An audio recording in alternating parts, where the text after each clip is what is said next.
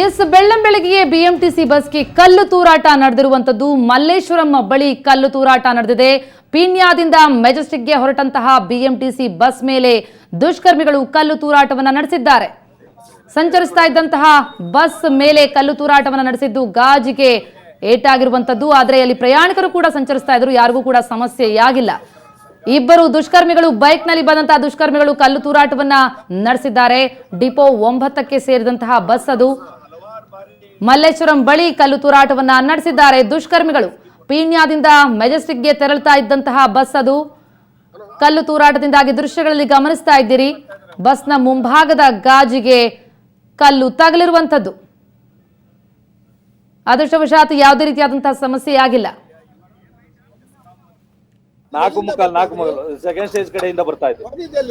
ಹೊಡೆದ 8 class Malleshwaram circle ಇಲ್ಲಿ ಒಳಗಡೆ ಇಬ್ರಾಳಿದ್ರು ಸರ್. ಸ್ಕೂಟರ್ ಬಸ್ ಕಡೆಯಲ್ಲಿ 3 ಜನ ಇದ್ರು ಸರ್. ಒಳಗಡೆ 3 ಜನ ಇದ್ರು.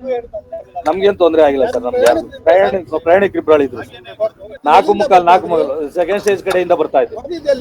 ಹೊಡೆದ 8 ಕ್ಲಾಸ್ ಮಲ್ಲೇಶ್ವರಂ ಸರ್ಕಲ್ ಇಲ್ಲಿ ಒಳಗಡೆ ಇಬ್ರಾಳಿದ್ರು ಸರ್. ಸ್ಕೂಟರ್